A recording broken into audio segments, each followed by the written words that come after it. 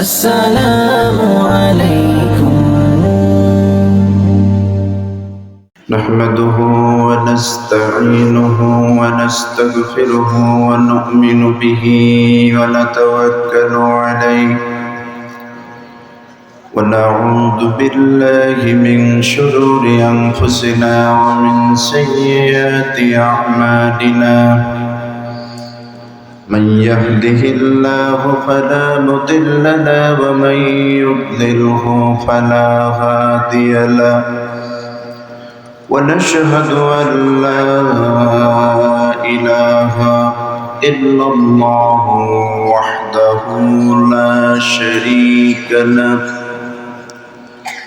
ونشهد أن سيدنا وحبيبنا ومولانا محمدا عبده ورسوله الذي أرسله بالحق بشيرا ونذيرا وداعيا إلى الله بإذنه وسراجا منيرا. فقد قال الله تعالى في كلامه المجيد وفرقانه الحميد: أعوذ بالله من الشيطان الرجيم. بسم الله الرحمن الرحيم. واعبدوا الله ولا تشركوا به شيئا وبالوالدين إحسانا وبذي القربى واليتامى والمساكين والجار ذي القربى والجار ذي الجنب والصاحب بالجنب وابن السبيل وما ملكت أيمانكم إن الله لا يحب من كان مختالا فخورا. صدق الله العظيم وصدق رسوله النبي الكريم ونحن على ذلك من الشاهدين والشاكرين والحمد لله رب العالمين. إن الله وملائكته يصلون على النبي يا أيها الذين آمنوا صلوا عليه وسلموا تسليما. اللهم صل على مولانا محمد وعلى آل سيدنا مولانا. জবান খুলে মহব্বতের সাথে সবাই বলুন আল্লাহুম্মা সাল্লি আলা সাইয়্যিদিনা মাওলানা মুহাম্মদ ওয়া আলা আলি সাইয়্যিদিনা. বালাগাল উলা বিকামালিহি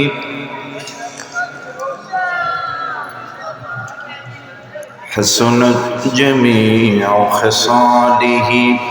صلوا مشرق حب محمد مطلع دیوان میں مطلع خورشید شباز سینہ سوزان میں بلغ العلا بکمالہ کشف الدجا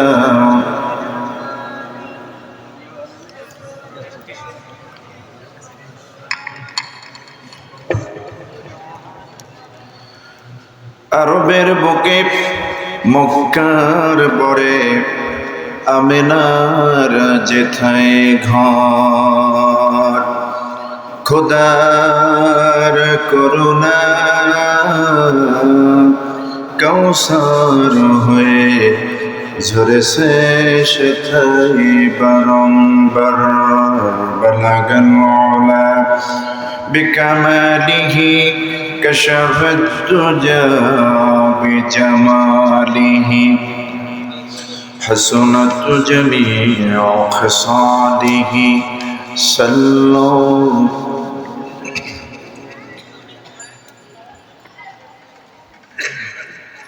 বাংলাদেশের ঐতিহ্যবাহী জেলা জামালপুরের বকশীগঞ্জ উপজেলাধীন বীরগাঁও সমাজ কল্যাণ যুব পরিষদের উদ্যোগে আয়োজিত বুজুলুস সুবহান সুফি সাহেব হুজুরের স্মরণে তাফসীরুল কোরআন মাহফিল, এ মাহফিলের মান্যবর জনাব সভাপতি বিশিষ্ট আলেমে দ্বীন বকশীগঞ্জ খয়রউদ্দিন ফাজিল মাদ্রাসার অবসরপ্রাপ্ত অধ্যক্ষ উস্তাজুল উলামা হযরত মাওলানা গোলাম মুস্তাফা সাহেব, আমরা হুজুরের জন্য দোয়া করছি আতালাল্লাহু উমরাহ ওয়া বারাকাল্লাহু ফি হায়াতিহি। আজকের মাহফিলের সহসভাপতি জনাব আব্দুল ওয়াহেদ আনসারী মণ্ডল, বারাকাল্লাহু ফি হায়াতিহি। এই প্রোগ্রামের প্রধান অতিথি এলাকার নন্দিত জননন্দিত ব্যক্তিত্ব ভাইস চেয়ারম্যান ইসলামী সমাজ কল্যাণ পরিষদ বকশীগঞ্জ জামালপুরের প্রিয় ভাই অ্যাডভোকেট মাওলানা নাজমুল হক সাঈদী সাহেব, নওয়ারাল্লাহু ওয়াজহাহু ওয়া বারাকাল্লাহু ফি হায়াতিহি। আমন্ত্রিত মেহমান জনাব মুরাদুজ্জামান মুরাদ, ইনি কি সেই মুরাদ?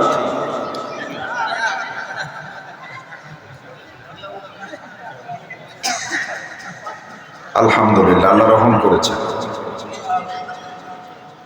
ভালো মুরাদ, খারাপের মুরাদের বিপরীতে ভালো মুরাদও আছে, আলহামদুলিল্লাহ, যেহেতু ওনার নামটা পোস্টারে জায়গা পেয়েছে। আজকের মাহফিলের দ্বিতীয় বক্তা আমার শ্রদ্ধাভাজন ভাই বিশিষ্ট আলেমে দ্বীন মুফাসসিরে কোরআন টিভি আলোচক সহকারী অধ্যাপক বাটাজ্জোর KRI কামিল মাদ্রাসা বকশীগঞ্জ জামালপুর মাওলানা শরীফুল ইসলাম বেলালী সাহেব, অত্যন্ত সুললিত কণ্ঠে ভাই কোরআনের কথা বলছিলেন। আল্লাহ রাব্বুল আলামিন দ্বীনের খেদমতের আঞ্জাম দিতে দেশ এবং দেশের বাহিরের ভাইয়ের কণ্ঠকে আল্লাহ কবুল করুন। আরও কথা বলেছেন মাওলানা হাফেজ কারি ইসমাইল হোসেন সিরাজি সাহেব, বারাকাল্লাহু ফি হায়াতি। আরও বিশিষ্ট অতিথিবৃন্দ রয়েছেন, হাজরাত উলামায়ে কেরাম, ফুদালায়ে আযম, দূরে এবং কাছের বিভিন্ন জায়গা থেকে আল্লাহ পাকের আখিরি কালামের বয়ান শোনার জন্য আগত আমার দিনদার ইমানদার মুত্তাকি মুসলমান ভাইরা, সমবয়সী যুবক বন্ধুরা, পর্দার আড়ালে বসে আছেন আমার মা এবং বোনেরা, আমি আমার অন্তর খুলে আন্তরিক সালাম ইসলামী সম্ভাষণ পেশ করছি। আসসালামু আলাইকুম ওয়া রাহমাতুল্লাহ।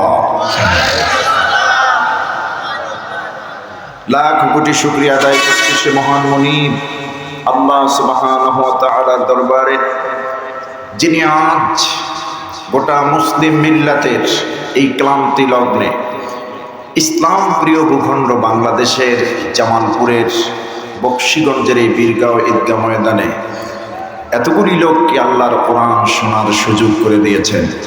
সে মহান মুনিব, আকাশ এবং জমিনের স্রষ্টা, কাল কিয়ামত দিবসের নিরঙ্কুশ একচ্ছত্র ক্ষমতার অধিপতি, যার কাছে আপনাকে আমাকে সকলকেই উপস্থিত হতে হবে।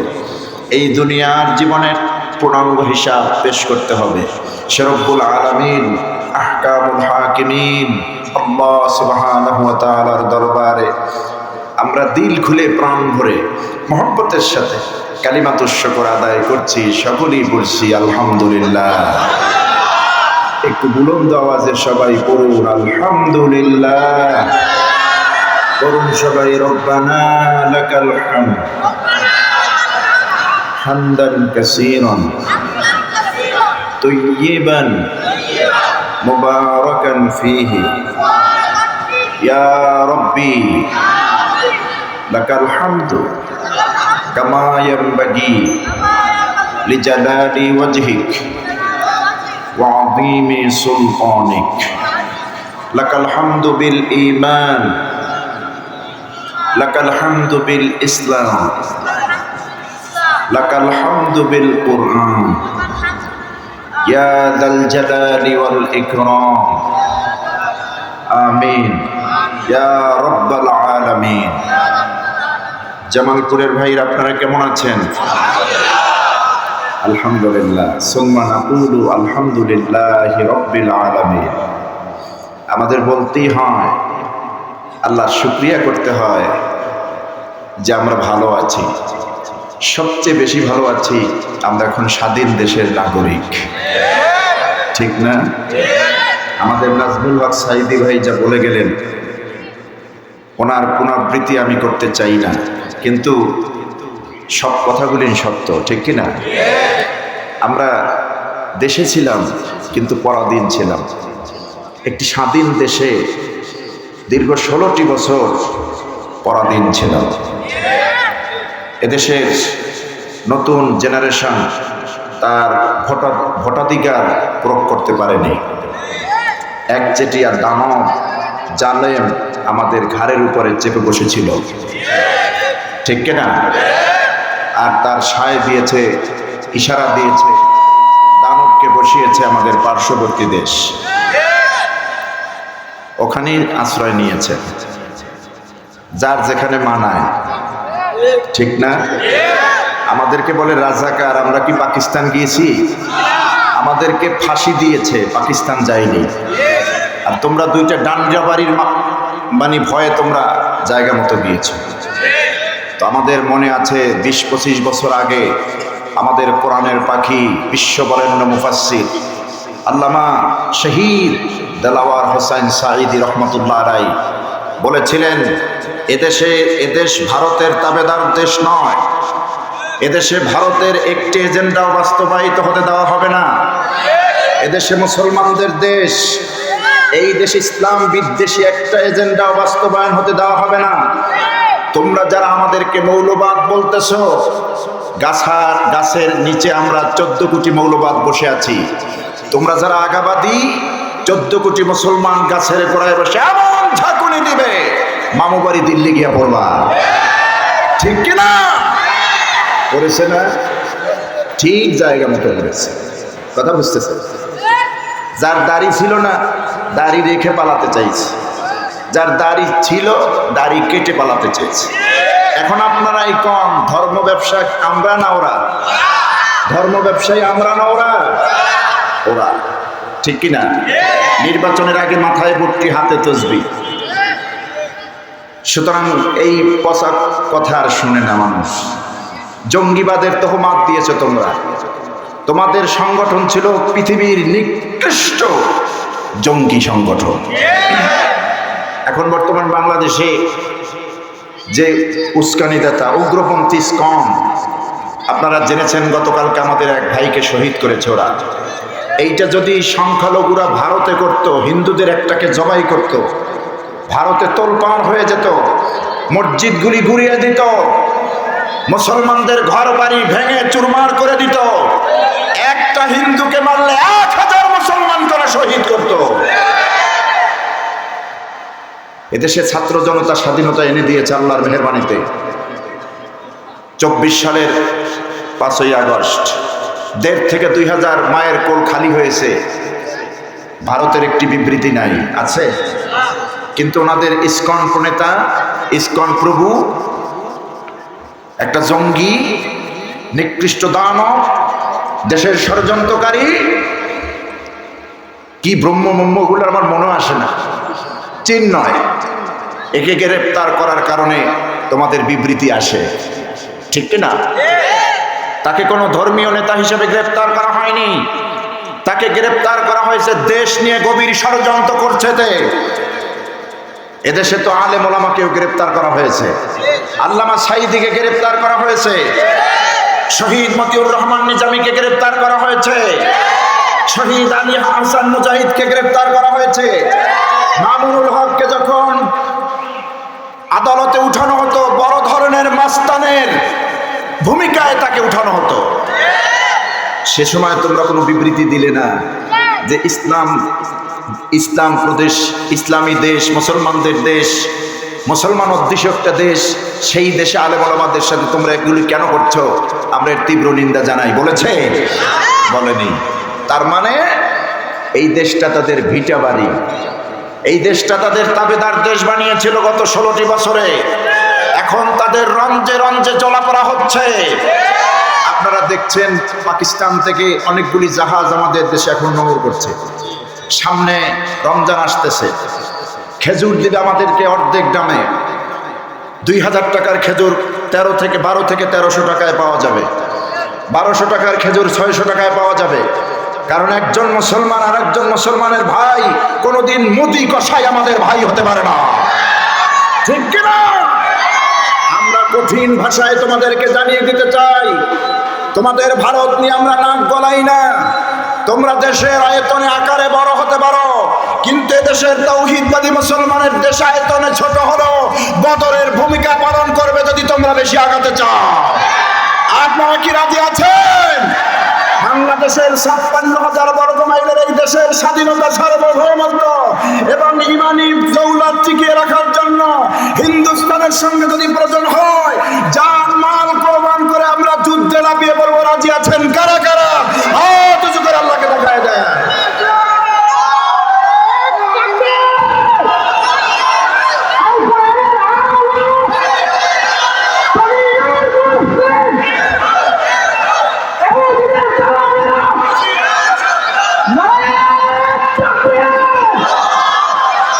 তোমাদের প্রেসক্রিপশনে আমাদের সাইদি সাহেবকে ভুল চিকিৎসার নামে আমাদের সাইদি সাহেবকে শহীদ করা হয়েছে, ঠিক কিনা?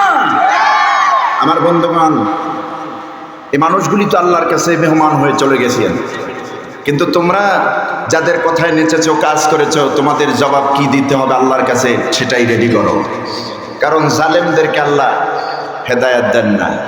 আল্লাহু লা ইয়াহদিল কওমা যালিমিন, জালেমদেরকে আল্লাহ হেদায়েত দেন। দেখেন না, কোন পৃথিবীর কোন দেশে গ্রহণ করতে চায় না। এই পচা জিনিস কেউ নেয় নাকি? যেই দেশে ঢুকবে ওই দেশই তো মারাত্মক গন্ধ, দুর্গন্ধ, ঠিক কিনা আমার বন্ধুগণ? সুতরাং বাংলাদেশ একটি শান্তিপ্রিয় দেশ, এখানে মুসলিম হিন্দু আমরা বসবাস করি। 2 মাস আগে 1.5 মাস আগে তোমাদের মন্দিরগুলি আমরা পাহারা দিয়েছি, রাত জেগে পাহারা দিয়েছি। আর তোমরা আমার মুসলিম ভাইকে, সংখ্যাগরিষ্ঠ মুসলমান দেশে মুসলিম ভাইকে আদালত চত্বরে জবাই করো। তোমরা ইসকন হিন্দুত্ববাদ, হিন্দু সম্পর্কের কোনো কিছু নয়, এটা একটি জঙ্গি সংগঠন নিঃসন্দেহে। আমরা এখান থেকে, মাহফিল থেকে, আমরা যেমন ফেসবুকে, টুইটারে, সামাজিক মাধ্যমে বিভিন্ন বক্তৃতার সেমিনারে আহ্বান জানাই, ঠিক আজকের এই তাফসীরুল কোরআন মাহফিল থেকে অনুরোধ আহ্বান জানাচ্ছি, অনতি বিলম্বে এই নিকৃত, ঘৃণিত, পৃথিবীর বেলাহা, নির্লজ্জ এই জঙ্গি সংগঠনকে নিষিদ্ধ করতে হবে বাংলাদেশে, ঠিক কিনা? আপনারা রাজি আছেন কিনা? আল্লাহ যেন কবুল করেন এই ব্যবস্থা নেওয়ার জন্য বর্তমান অন্তর্বর্তী সরকারকে, আমরা বলি আমিন।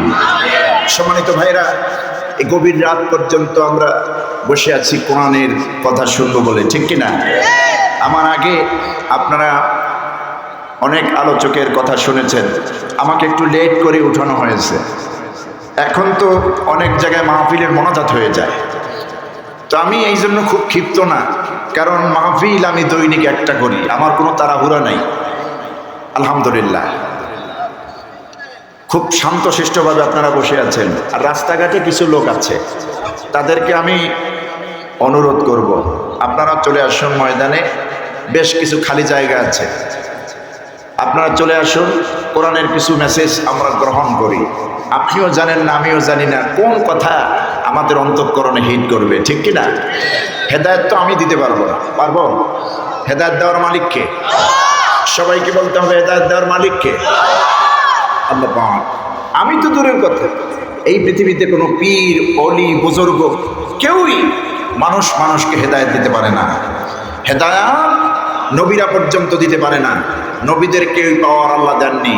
হেদায়েতের সম্পূর্ণ কন্ট্রোলিং পাওয়ার রেখে দিয়েছেন কে? আল্লাহ পাক। দেখুন, বিশ্বনবী মুহাম্মদ সাল্লাল্লাহু আলাইহি ওয়াসাল্লামের আপন চাচা নাম কি? আবু তালিব। না, আবু তালিব, আবু জেহেল তো কাফের শুরু থেকে শেষ পর্যন্ত। আবু তালিব নবীজির আপন চাচা, এমন চাচা পিতৃ স্নেহের ভার যিনি দিয়েছেন, ভার যিনি নিয়েছেন। রাসূলকে, আমার নবীকে, তিন নবীকে পিতৃ স্নেহ দিয়েছেন তার চাচা আবু তালিব। পিতার অভাব বুঝতে দেন নাই। সেই চাচা ইন্তেকাল যখন হবে, জীবনের শেষ সাহান্নে সে নবীজি তার কাছে গিয়ে বলছেন, চাচা আপনি চলে যাবেন, বিদায় নেবেন দুনিয়া থেকে, আমিও চলে যাব। দুনিয়ায় যেই শান্তি, যেই স্নেহ আমাকে দিয়েছেন, আমি তো জন্মের পরে আমার আব্বাকে দেখিনি, পিতার মুখ দেখিনি, আপনাকে দেখেছি চাচা। আপনি আমাকে ভালোবাসেন, আমিও আপনাকে ভালোবাসি। সেই ভালোবাসার দাবিতে বলছি, আমরা চাই এই ভালোবাসার মহব্বত এটা জান্নাত পর্যন্ত ধারাবাহিকভাবে থাকুক। আপনি আমাকে শোনায় একটু পড়ুন, লা ইলাহা ইল্লাল্লাহ মুহাম্মাদুর রাসূলুল্লাহ সাল্লাল্লাহু আলাইহি সাল্লাম বলার দরকার নেই, শুধু বলুন লা ইলাহা ইল্লাল্লাহ। আল্লাহ ছাড়া কোনো ইলাহা নাই, মাবুদ নাই, উপাস্যকারী নাই, মালিক নাই। এতটুকুন আমারে শোনায় দেন। আপনারা বলুন, আবু তালিবের কি কালিমা নসিব হয়েছিল? ঈমান নসিব হয়েছে? না, হয়নি। নবীজি রাগ করে উঠে গেলেন, হুজুর বেজার হয়ে উঠে গেলেন। পরবর্তীতে সাহাবীরা বললেন, ইয়া রাসূলুল্লাহ, আপনার চাচা মনে হয় ইন্তেকালের সময় কালেমা পড়েছেন বলে আমাদের মনে হয়। ইন্তেকালের সময় আমরা তার মুখ নড়তে দেখেছি। নবীজি বলছেন, আমি শুনি নাই। আল্লাহ রাব্বুল আলামিন তার রাসূলকে সান্ত্বনা দেওয়ার জন্য বললেন, ইন্নাকা লা তাহদি মান আহবাবতা ওয়ালাকিন্নাল্লাহা ইয়াহদি মান ইয়াশা। নবী, আপনি মন খারাপ করবেন না। নিঃসন্দেহে আপনি যাকে চাইবেন, আপনি যাকে পছন্দ করবেন, আপনি যাকে ভালোবাসবেন, তাকে আপনি হেদায়েত দিতে পারবেন না। ওয়ালাকিন্নাল্লাহা ইয়াহদি মান ইয়াশা। বরং আমি আল্লাহ রাব্বুল আলামিন যাকে চাইবো, যেই ব্যক্তিকে চাইবো, কেবলমাত্র আমি তাকে হেদায়েত দিয়ে দেব। ওয়ালাকিন্নাল্লাহা ইয়াহদি মান ইয়াশা। বরং আল্লাহ যাকে চান কেবলমাত্র সেই হেদায়েত প্রাপ্ত হন, ঠিক না? হেদায়েতের মালিক কোনো নবী বা রাসূল নয়। সুতরাং আমরা হেদায়েতের মালিক নই, নবী রাসূলরাও নন। আমরা শোনাবো কোরআনের কথা। কিসের কথা শোনাবো? কোরআনের কথা। আসুন সে কোরআন থেকে আমরা সরাসরি আলোচনার জগতে চলে যাই। আমাকে একটি বিষয়ের উপরে কথা বলতে বলা হয়েছে, হকুল ইবাদ, বান্দার হক। কিসের হক? বান্দার হকের উপরে কোরআন থেকে আমাকে একটু কথা বলতে অনুরোধ করা হয়েছে। আসুন আমরা তেলাওয়াত করি। আপনারা কি ধৈর্যহারা হয়ে যাবেন নাকি? আপনারা যত তাড়াতাড়ি যাবেন আমারও বিদায় সুবিধা হবে। কথা বুঝতেছেন? এখন 1 ঘন্টা সময় যদি আপনারা আমাকে না দেন, খুব তাড়াহুড়ো করে উঠে যান, তাহলে আসলে কারো হক আদায় হবে না, ঠিক কিনা? যে হক নিয়ে আমরা কথা বলবো, এই মাহফিলেরও তো একটা হক আছে। হক আছে না? এই মাহফিলের একটি হক আছে। তো চাইব 1টা ঘন্টা আমরা আল্লাহর জন্য কোরবান করব। বসে আছি তো গভীর রাত পর্যন্ত, 1টা ঘন্টা আল্লাহর জন্য সবর করে আমরা কোরআন থেকে শুনবো, বলি ইনশাআল্লাহ। বিতাড়িত মরদুদ, ইবলিসের ওয়াসওয়াসা থেকে পানাহ চেয়ে পরম করুণাময় আল্লাহর নামে আমরা শুরু করছি। আমার সঙ্গে আপনারা পড়ুন, أعوذ بالله من الشيطان الرجيم بسم الله الرحمن الرحيم واعبدوا الله ولا تشركوا به شيئا وبالوالدين إحسانا وبذي القربى واليتامى والمساكين والجار ذي القربى والجار الجنب والصاحب بالجنب وابن السبيل وما ملكت أيمانكم إن الله لا يحب من كان مختالا فخورا صدق الله العظيم কোরআনে কারীম থেকে সূরাতুন নিসার 36 নম্বর আয়াতে কারিমা আমি আপনাদের খেদমতে তেলাওয়াত করেছি। আল্লাহ যদি চান এর আলোকে আমরা কথা বলবো। আগে অর্থ করি, তারপরে আমরা ব্যাখ্যায় যাব। আল্লাহ পাক বলছেন ওয়াবুদুল্লাহ, তোমরা আল্লাহর ইবাদত করো, দাসত্ব করো, ইবাদত করো, গোলামি করো। ওয়ালা তুশরিকু বিহি শাইআ, আর তার সঙ্গে কোনো কিছুর অংশীদারিত্ব স্থাপন করো না, শরীক করো না, এক কথায় শিরক করো না। ওয়াবিল ওয়ালিদাইনি ইহসানা, আর পিতামাতার প্রতি ইহসান করো, তাদের প্রতি ইনসাফ করো, তাদের খেদমত করো, তাদের দায় হক আদায় করো। ওয়াবিদিল কুরবা ওয়াল ইয়াতাম, আর নিকটাত্মীয় যারা আছে তাদের হক আদায় করো। ওয়াল ইয়াতামা, ইয়াতীমদের হক আদায় করো। ওয়াল মাসাকিন, মিসকিনদের হক আদায় করো। ওয়াল জারি দিল কুরবা, তোমাদের নিকটতম আত্মীয় প্রতিবেশীর হক আদায় করো। ওয়াল জারিল জুনুব, এবং অনাত্মীয় প্রতিবেশীর হক আদায় করো। ওয়াস-সাহিবি বিল জামবে, পার্শ্ববর্তী ব্যক্তির হক আদায় করো। ইবনিস সাবিল, যে ব্যক্তি মুসাফির, এই সফর অবস্থায় যিনি মুসাফির থাকেন তোমার সঙ্গে, তার হক আদায় করো। ওয়ামা মালাকাত আইমানুকুম, এবং তোমাদের অধীনস্থ দাস দাসী যারা আছেন তাদেরও হক আদায় করো। ইন্নাল্লাহা লা ইউহিব্বু, নিঃসন্দেহে আল্লাহ পছন্দ করেন না, মান কানা মুখতালান ফাখুরা, যিনি দাম্ভিক হন, অহংকারী হন। এ হলো সাধারণ তর্জমা। এবার আসুন ব্যাখ্যা। আমার বন্ধুগণ, আল্লাহ রাব্বুল আলামিন বলছেন ওয়া'বুদুল্লাহা ওয়া লা তুশরিকু বিহি শাইআ, তোমরা আল্লাহর গোলামি করো। পৃথিবীর মানুষকে আল্লাহ রাব্বুল আলামিন কোরআনে আয়াতের মধ্যে নির্দেশ দিচ্ছেন ওয়া'বুদুল্লাহ, তোমরা আল্লাহর ইবাদত করো, আল্লাহর বন্দেগী করো, আল্লাহর দাসত্ব করো, আল্লাহর গোলামি করো। ওয়ালা তুশরিকু বিহি শাইআ, আর তার সঙ্গে কারো শরীক স্থাপন করবে না, কোনো কিছুই তার ব্যাপারে শরীক বানাবে না, তার ব্যাপারে শরীক স্থাপন করবে না। কথা কার? এবার আপনাদেরকে বলতে হবে আমরা কার গোলাম? সবাই বলুন কার গোলাম? আল্লাহ রাব্বুল আলামিন এই পৃথিবীতে আমাদেরকে পাঠিয়েছেন তার গোলাম করে। তিনি আমাদের মুনিব। গোলামি আজীবন করতে হবে, মৃত্যুর আগ পর্যন্ত গোলামি চলবে আল্লাহ, ঠিক কিনা? এই পৃথিবীতে আল্লাহ রাব্বুল আলামিন আমাদেরকে বানিয়েছেন শুধুমাত্র তার ইবাদত করার জন্য, গোলামি করার জন্য। মা খালাকতুল জিন্না ওয়াল ইনসা ইল্লা লিয়াবুদুন। আল্লাহ রাব্বুল আলামিন বলছেন আমি জিন এবং ইনসানকে শুধুমাত্র কেবলমাত্র আমার গোলামি, আমার দাসত্ব, আমার ইবাদতের জন্যই সৃষ্টি করেছি। জোরে কোন সুবহানাল্লাহ। জিন এবং ইনসানকে শুধুমাত্র দাসত্ব, গোলামি, ইবাদতের জন্যই আমি সৃষ্টি করেছি। তাহলে এই আয়াত দিয়ে হক পাইলাম দুই ধরনের। এক নম্বরে হক হকুল্লাহ, দুই নম্বরে হক হচ্ছে হকুল ইবাদ। হকুল কি? ইবাদ। এক নম্বরে হকুল্লাহ, আল্লাহর হক। আল্লাহর হক হচ্ছে আল্লাহর গোলামি করা, আল্লাহর বন্দেগী করা। এই জন্যই তো আমাদেরকে আল্লাহ বানিয়েছেন, ঠিক কিনা? সহিহ বুখারীর বর্ণনা এসেছে, নবী করিম সাল্লাল্লাহু আলাইহি ওয়াসাল্লাম রাস্তা দিয়ে যাচ্ছেন, মুসাফির হালতে হযরতে মুআয ইবনে জাবাল রাদিয়াল্লাহু তাআলা আনহু ছিলেন তার সঙ্গে। এই আয়াতের ব্যাখ্যায় হাদিসখানে এভাবে এসেছে, নবীজি হযরতে মুআযকে ডেকে বলছেন, মুআয রে শোনো, তুমি কি জানো বান্দার প্রতি আল্লাহর কি হক রয়েছে, অথবা আল্লাহর প্রতি বান্দার কি হক রয়েছে?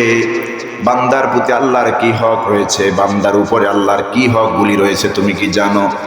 সাহাবীদের একটা স্বভাব ছিল, সাহাবীদের একটা গুণ ছিল, যেই জিনিস জানতেন আর যেগুলি জানতেন না সব নবীর উপরে জানায় দিতেন। বলতেন, ইয়া রাসূলুল্লাহ, এই ব্যাপারে আল্লাহ এবং তার রাসূলই ভালো জানেন, আল্লাহ এবং তার রাসূলই জ্ঞাত আছেন। সুবহানাল্লাহ। পাণ্ডিত্য দেখাতেন না, ঠিক না? বেশি জানার ভাব নিতেন না।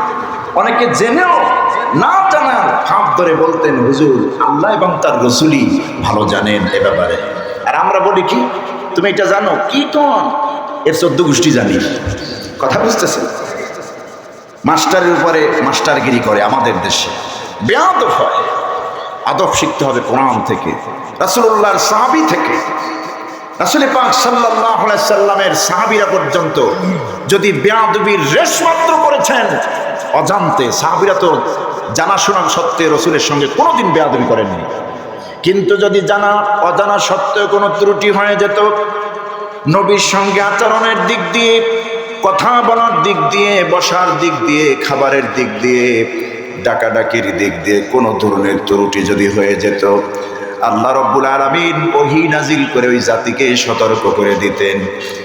ওই সাহাবায়ে কেরামদেরকে তৎকালীন সময় আয়াত নাজিল করে সতর্ক করে দিতেন, খবরদার ইমানদাররা। সূরাতুল হুজরাত আল্লাহ বলছেন, আদবের আয়াত আল্লাহ নাজিল করলেন, ইয়া আইয়ুহাল্লাযীনা আমানু লা তারফাউ আসওয়াতাকুম ফাওকা সাওতিন নবী। হে ইমানদার বান্দারা, খবরদার তোমাদের কণ্ঠের আওয়াজ, তোমাদের গলার আওয়াজ যেন আমার নবীর কণ্ঠের আওয়াজের উপরে না উঠে যায়। মসজিদে বসে দুই পক্ষ কথা বলছেন, এক পক্ষ হযরত ওমর রাদিয়াল্লাহু তাআলা আনহুর পক্ষ নিয়ে, আর এক পক্ষ হযরত আবু বকরের পক্ষ নিয়ে। দুই পক্ষ কথা বলতেছেন সাহাবীদের মধ্যে। এখন কণ্ঠের আওয়াজ এত উঁচু হলো, নবীজি যে কথা বলতেছেন আওয়াজ শোনাই যায় না। এরকম অবস্থা কিন্তু আমাদের মসজিদগুলোতেও হয়, হয় না? ইমামকে তোয়াক্কাই করে না, কমিটি মুসল্লিরা একাই 100, ইমাম যে কথা বলতেছে মূল্যায়ন করে না।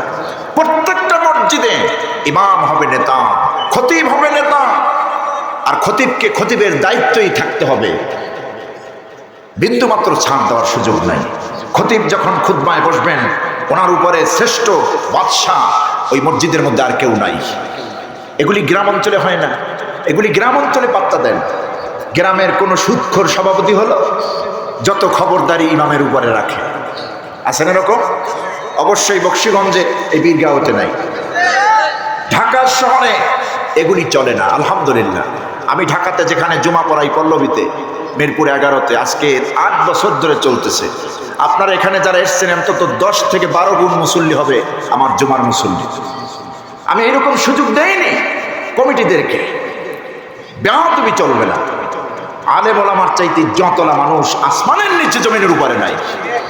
কারণ আলেমরা সবচাইতে আল্লাহরে ভয় পায়। ইন্নামা ইয়াখশাল্লাহ মিন ইবাদিহিল উলামা। আল্লাহ পাক বলছেন, বান্দারা শোনো, আমি আল্লাহ কোরআনে ঘোষণা দিলাম, আমার বান্দাদের মধ্যে, সমস্ত বান্দাদের মধ্যে আমি আল্লাহরে বেশি ভয় পাই আমার আলেম বান্দারা। আমার আলেমরা ভয় পায়। আলেমরা সহজে চুরি করতে পারে না, জেনা করতে পারে না, মিথ্যা কথা বলতে পারে না। বলে না যে এমন না, আপনি যদি 50টা বলেন, একজন আলেম একটা বলতেও কষ্ট পায়। একদম না ঠেকলে একজন আলেম মিথ্যা বলতে সাহস পায় না, ঠিক কিনা? আমরা তো চায়ের দোকানে বসে 10টা মিথ্যা কথা বলে ফেলি। আমার বন্ধুগণ, এই জন্য আল্লাহ বলছেন ইন্নামা ইয়াখশাল্লাহা মিন ইবাদিহিল উলামা। আমার বান্দাদের ভেতরে মুমিন হোক, কাফের হোক, বেঈমান হোক, মুনাফিক হোক, মুশরিক হোক, বান্দাদের ভিতরে সবচাইতে বেশি ভয় পায় আমার আলেমরা। আল্লাহ বলছেন আলেমদের ব্যাপারে, আর আপনি আলেমকে মূল্যায়ন করবেন না। আল্লাহ বলছেন খবরদার, হতে পারো নবীর সাহাবী, লা তারফাউ আসওয়াতাকুম ফাওকা সাউতিন নবী। নবীর গলার আওয়াজের চাইতে তোমাদের কণ্ঠ যদি উঁচু হয়ে যায়, তোমাদের আমলগুলি তোমাদের অজান্তি বরবাদ হয়ে যাবে। এই আয়াত নাজিল হওয়ার পর এলার্ট সূচক, সাবধানতার সূচক এই আয়াত নাজিল হওয়ার পর রাসূল পাক সাল্লাল্লাহু আলাইহি সাল্লামের সামনে যখন সাহাবায়ে কেরাম আসতেন, এত ধীর স্থির মনোনিবেশ থাকতো তাদের, আদব দিয়ে বসে থাকতেন, নবীজির কথা শুনতেন। যদি পাখি এসে মাথার উপরে বসতো, আল্লাহর নবীর সাহাবীরা টের পেত না। কি আদব, কি আদব! আল আদাবু খায়রুম মিনাদ যাহাবি ওয়াল ফিদ্দা। আরবি কয়েদ আছে, আদব হচ্ছে সবচেয়ে দামি জিনিস। আল্লাহর কসম করে বলি, এই পর্যন্ত আসার পিছনে আমি ছোট্ট মানুষের কোনো কৃতিত্ব নাই, বড় ডিগ্রি নাই, যা আছে আদব। হুজুরকে হুজুর বললে এটা আমার ইজ্জত দেওয়া হলো। হুজুর আমার মুরব্বী, হুজুর আমাকে স্নেহ করবেন, দোয়া করবেন। উনি একাডেমিকভাবে উনি আমার সিনিয়র, উনি আমার ওস্তাদ তুল্য, ওনাকে মর্যাদা দিলে আমার মর্যাদাকে বাড়ায় দিবেন। সবাইকে বলতে হবে আল্লাহ বাড়ায় দিবেন। এখন যদি আমি আমার বাবার বয়সী মুরব্বী, উনি আমার ওস্তাদ তুল্য, ওনার সঙ্গে যদি আমি বেয়াদবি আচরণ করি, কোনো একটি আচরণ যদি বেয়াদবি হয়ে যায়, উনি আমাকে অল্পতে ভেবে ফেলবেন যে তোমার মধ্যে কি আছে না না আছে। এই জন্য আমার ভাইয়েরা, আজকে দেশে দেখুন বেয়াদবে ভরে গেছে। আদব বলতে প্রতিটা প্রতিষ্ঠান থেকে আদবের নূর উঠে গেছে। জেনারেল প্রতিষ্ঠানগুলি, স্কুল কলেজে তো নাই, মাদ্রাসা থেকে অনেকগুলি উঠে গেছে, বলেন ঠিক কিনা? ঘরে নাই আদব, স্ত্রী আদব দিয়ে স্বামীর কথা বলে না, ছোট ভাই বড় ভাইকে আদব দিয়ে কথা বলে না, বাবার সঙ্গে চোখ দাঁড়াইয়া বেয়াদবের মতো কথা বলে। অনেক কুসন্তান ঘরের মধ্যে আছে, ঠিক কিনা? অথচ আল্লাহর বাণী কি? অকুল্লাহুমা কওলান কারীমা। সম্মানজনক কথা বলবে বাবার সঙ্গে, সেই কথা বলে চোখ রাঙাইয়া নেশাখোরের মতো। কথা বুঝতেছে? নেতার সামনে বল্টু মার্কা নেতা, যে দেশের চাল চুরি করেছে, গম চুরি করেছে, টিন চুরি করেছে, রড চুরি করেছে, একটা দুইটা পাঁচটা নারী নিয়ে রাত্রে যাপন করে, নিজের হালাল বউ থাকতেও, এই নেতার সামনে যখন ওই নেতা কর্মীরা যায়, একদম মুরগির বাচ্চার মতো হয়ে যায়। দেখছেন না আপনারা? কিন্তু এই অভদ্র সন্তান যখন ঘরে আসে, মায়ের সঙ্গে বেয়াদবি করে, বাবার সঙ্গে বেয়াদবি করে, আল্লাহ রাব্বুল আলামিন এটা পছন্দ করেন না। যেই ব্যক্তি আদব দেখাবে না, মুরব্বীকে সম্মান করবে না, মা বাপকে সম্মান করবে না, ভক্তি করবেন না, ওর থেকে আল্লাহ রাব্বুল আলামিন রহমত উঠাইয়া নেন। বেয়াদব জান্নাতের ঘ্রাণটুকু পাবে না, জান্নাতের ঘ্রাণটুকু পাবে না। এই জন্য বেয়াদবি করা যাবে না। রাসূল পাক সাল্লাল্লাহু আলাইহি সাল্লামের সাহাবীদের উপরে আয়াত নাজিল হওয়ার পর হুজুরের সাহাবীরা খুব আতঙ্কিত ছিলেন। যখনই মসজিদে নববীতে হুজুর মাজলিস বসতেন, আদবের সঙ্গে শুনতেন হুজুরের বক্তব্যগুলি, টু শব্দ হতো না, পাখিরা পর্যন্ত মাথায় বসলেও তারা টের পেত না। সুবহানাল্লাহ। আমার বন্ধুগণ, এই জন্য মসজিদের ইমামকে ইমাম থাকতে হবে, খতিবকে খতিবের জায়গায় থাকতে হবে, ঠিক কিনা? ইমাম মানে নেতা, ইমাম মানে কি? নেতা। খতিব মানে বক্তা। এখন খতিবুন মুহাল্লিউন আঞ্চলিক বক্তা, খতিবুন আলামিয়ুন আন্তর্জাতিক বক্তা। আর আমাদেরকে যে আন্তর্জাতিক বক্তা বলা হয়, আমরা আসলে আন্তর্জাতিক না, এগুলি বলা হয়। আন্তর্জাতিক ছিলেন বাংলাদেশে কয়েকজন, এর মধ্যে শ্রেষ্ঠ একজন আল্লামা শহীদ দেলাওয়ার হোসাইন সাইদি রহমতুল্লাহ আলাইহি। 50টা দেশের উপরে যিনি কোরআনের খেদমত করেছেন। আপনি আমি তো 2টা 3টাও যাই নেই, আন্তর্জাতিক হইলাম কেমনে? আমার বন্ধুগণ, সুতরাং আলেমকে আলেমের জায়গায়, খতিবকে খতিবের জায়গায়, ইমামকে ইমামের জায়গায় থাকতে হবে, ঠিক কিনা? আমার বন্ধুগণ, এই জন্য আল্লাহ রাব্বুল আলামিন বলছেন, বান্দা গোলামি হবে আমার, দাসত্ব হবে আমার, আনুগত্য হবে আমার, মাথা নত করবে আমার সামনে। ওয়ালা তুশরিকু বিহি শাইআ, আমার সঙ্গে কোনো কিছু শরীক করবে না, এটা হচ্ছে আমার হক। তো মুয়াজ রাদিয়াল্লাহু তাআলা আনহুকে নবীজি বলছেন, হুজুরের পিছনের সাওরি ছিলেন সফরে, মুয়াজ তুমি কি জানো বান্দার উপরে আল্লাহর হক কি? হযরতে মুয়াজ বললেন, হুজুর এ ব্যাপারে তো আল্লাহ এবং রাসূলই ভালো জানেন। নবীজি বললেন, সহিহ বুখারীর বর্ণনা, বান্দার উপর আল্লাহর হক হলো বান্দা আল্লাহর নির্দেশ মেনে আল্লাহর বন্দেগী করবে, আল্লাহ যা হুকুম করেছেন তা মেনে নেবে। 2 নম্বরে হচ্ছে আল্লাহর সঙ্গে কাউরে শরীক করবে না। এটা হচ্ছে বান্দার উপরে আল্লাহর হক, বান্দার কাছে আল্লাহর হক মানে পাওনা। পক্ষান্তরে নবীজি বলছেন, ও মুয়াজ তুমি কি জানো আল্লাহর কাছে বান্দার পাওনা কি, বান্দার হক কি? নবীজির সাহাবী হযরতে মুআয ইবনে জাবাল এখানেও বলেছেন, নবীজি এ ব্যাপারে আল্লাহ এবং তার রাসূলই ভালো জানে। নবীজি বললেন, মুআয রে শোনো, আল্লাহর উপরে বান্দার হক হচ্ছে বান্দা যদি আল্লাহর গোলামি করে, আল্লাহর দাসত্ব করে, আল্লাহর ইবাদত করে, কোনো কিছুকে যদি আল্লাহর সঙ্গে শরীক না করে, আল্লাহর উপরে বান্দার পাওনা হলো, হক হলো ওই বান্দার আল্লাহ পাক মাফ করে জান্নাতের মালিক বানায়া দেওয়া। পয়েন্ট দুইটা, একটা হলো আল্লাহর উপরে হক আর একটা হলো বান্দার উপরে হক। একটা হলো হকুল্লাহ আর একটা কি হকুল ইবাদ। যেন হকুল ইবাদের বিশদ বর্ণনা আছে। আল্লাহর হক যেটা সেটা একদম সংক্ষেপ মানি বান্দার উপর আল্লাহর চাহিদা হলো আমার গোলামি করবে, আমার দাসত্ব করবে, আমার ইবাদত করবে, আমার সঙ্গে কাউকে শরীক করবে না।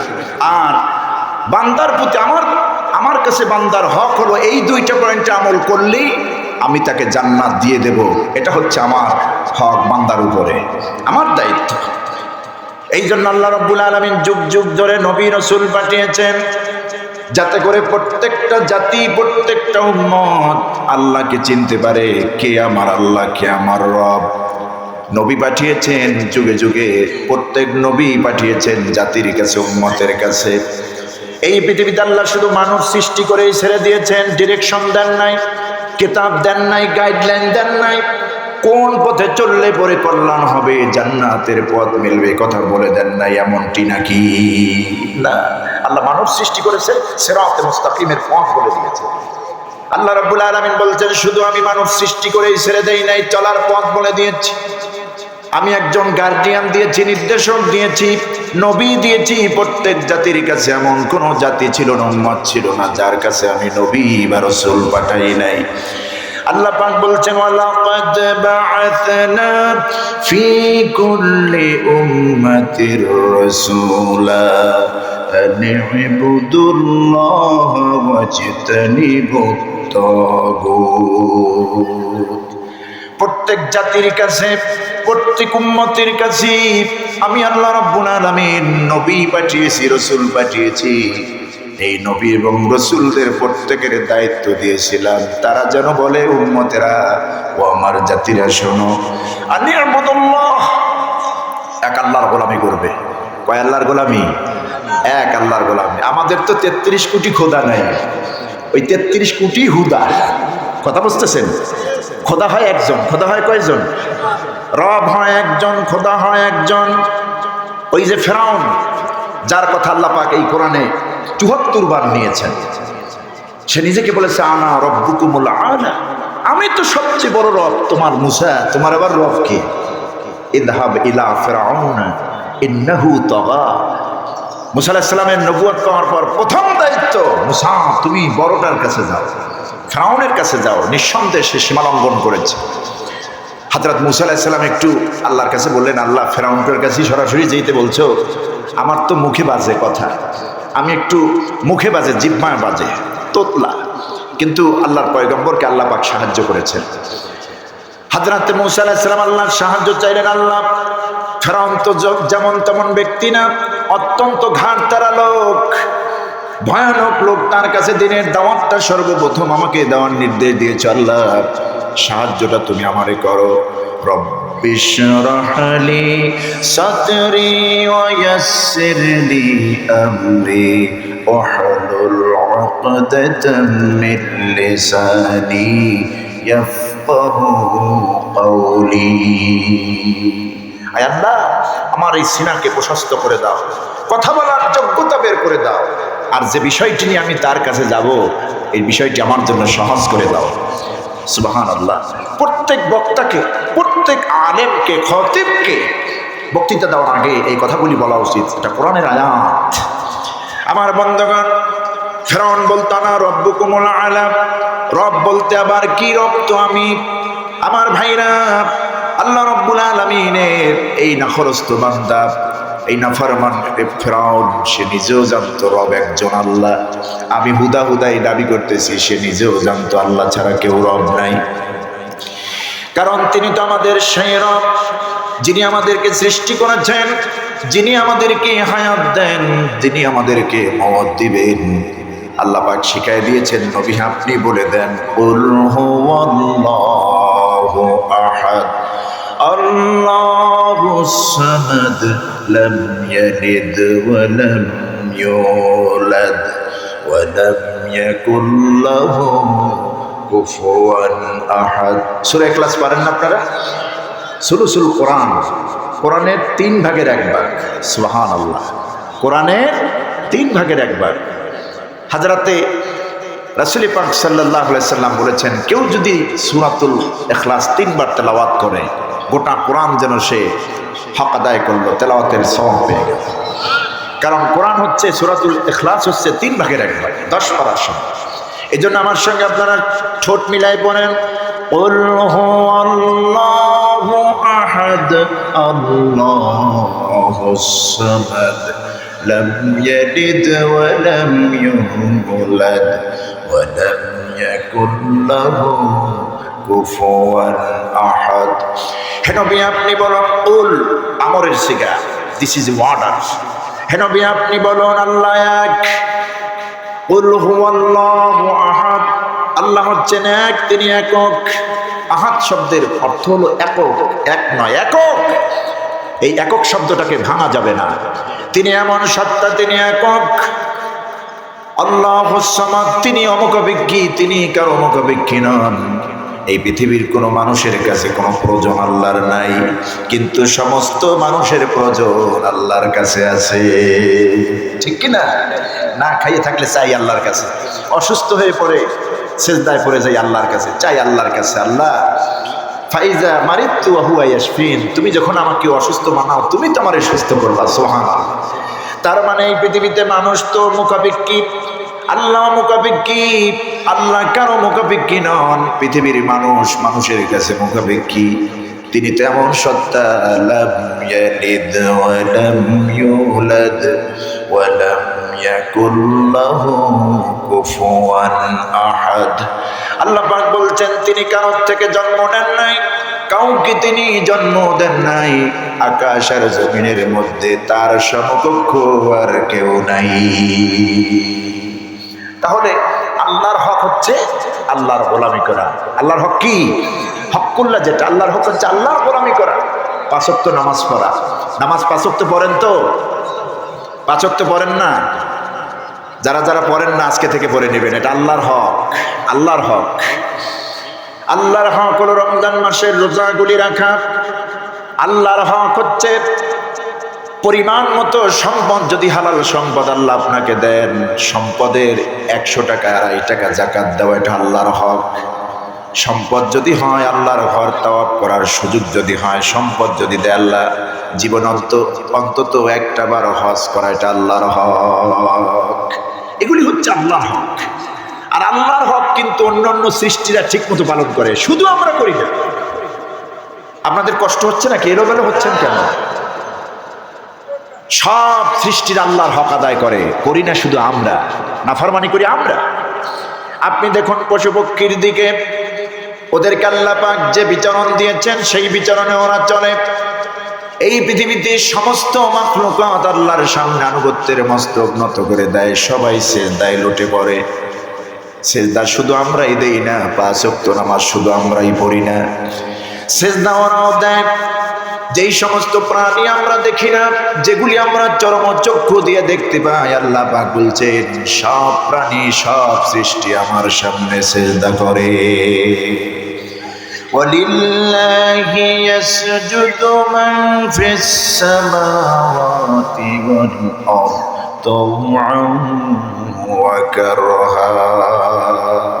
পৃথিবীর মানুষেরা তোমরা মনে করো শুধু নামাজ পড়িয়া তোমরা আমারই সেজদা দাও না, তোমরাই শুধু সেজদা দাও না, গাছে জঙ্গলে পানিতে পাহাড়ে পর্বতে আসমানে যত মাখলুক রয়েছে আমার সবাই আমার সামনে আনুগত্যের মস্তক অবনত করে আর আমার সামনে সেজদা দেয়। সুবহানাল্লাহ।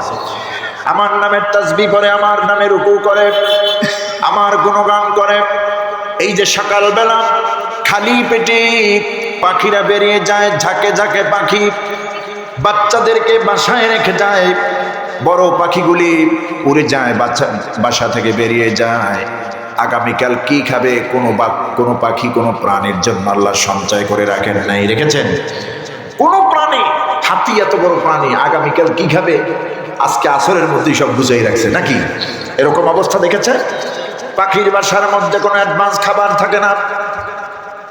পানির মধ্যে যে প্রাণীগুলি বসবাস করে প্রত্যেকটা প্রাণী আল্লাহর নির্ভরশীল, একদিনের খাবার আগে অগ্রিম রাখে না। যত খাবারের চাহিদা গ্রাস শুধু মানুষের, এতটুকুন পেট কতটুকুন খাইলে ভরে?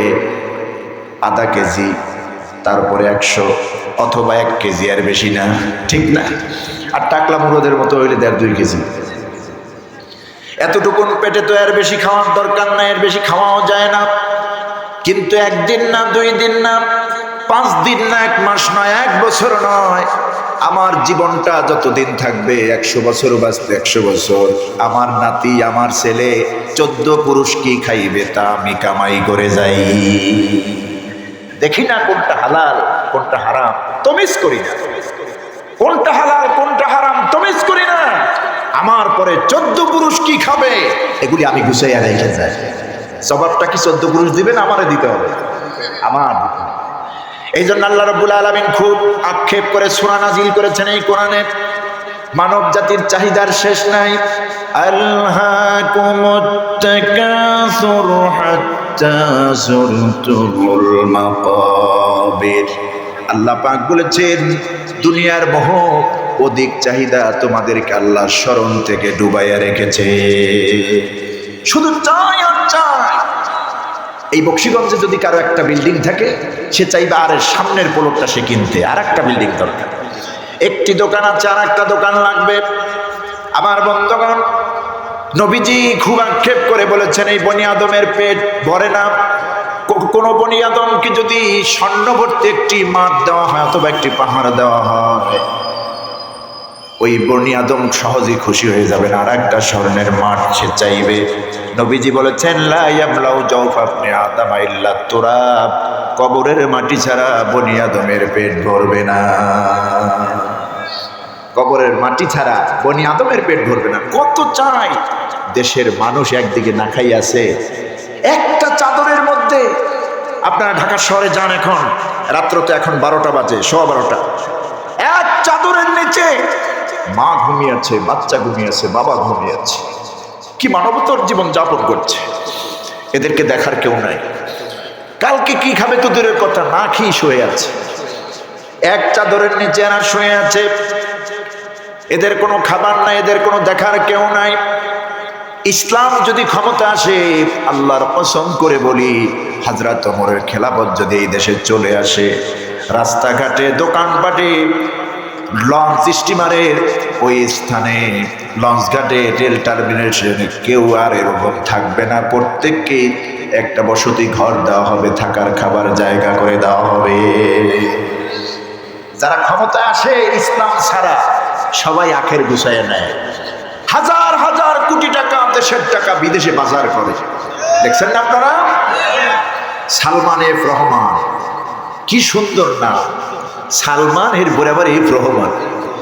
কত বড় ফাজিল, কত বড় ইয়াজুজ মাজুজ। ইয়াজুজ মাজুজের নাম শুনেছেন না আপনারা? আল্লাহ আটকায় রাখছে প্রাচীর দিয়ে। কত বড় খাদক, পুরো দেশটারে খেয়ে ফেলছে। হায় হায়, হাজার হাজার কোটি টাকা। আর ওনাদের অট্টালিকার ফ্যামিলির তারা তো নেছেই, কারণ দেশটা তো ওনাদের। কথা বুঝতেছেন? ওনার বাপের ছিল, ওনার ছেলে, সবাই ওনাদের দেশটা। ওনারা খাইছে খাক, তোরা খাইলি কেন? সমানে খেয়েছে। হাজার হাজার কোটি টাকা দেশের থেকে বাহিরে পাচার করছে। ওই টাকাগুলি যদি দেশে বিভিন্ন কর্মসংস্থান তৈরি করা হতো, আমার দেশের গরিবরা ধুকে ধুকে মরতো না, মায়ের সামনে ছেলে আত্মহত্যা করতো না, বিস্মান করে দুনিয়া থেকে বিদায় হতো না। নির্লজ্জ জাতি এরা। আমার বন্ধুগণ, আল্লাহর নবী বলেছেন, এই মুখোশধারী শয়তানদের পেট ভরবে না, এই খাদকদের পেট ভরবে না, কারণ লা ইয়ামলাউ জাওফা ইবনে আদম ইল্লা তুরাব। এই সমস্ত ইয়াজুজ মাজুজের পেট কবরের মাটি ছাড়া ভরবে না। হাজার হাজার কোটি টাকা খাইয়া কি করছে? এখন জেলখানায় বসে স্যুপ খাবে, ঠিক কিনা? স্যুপ খাবে আর ফেরেস্তাদের বাড়ি খাবে। আসল ফেরেস্তা তো রয়েই গেছে। আসল ফেরেস্তা রয়েছে না, কিরামান কাতিবিন, তারা তো আছি। এরপর আমল নামা তো আসলটা আল্লাহর এখানে আছে, এখানে আছে আসল আমল নামা। বাংলাদেশে নথিপত্র চুরি হয়ে যেতে পারে, এখানে যে আল্লাহ নথি দিয়েছেন, কিতাব দিয়েছেন, এটা চুরি করতে পারবে না কেউ। وكل إنسان ألزمناه طائره في عنقه।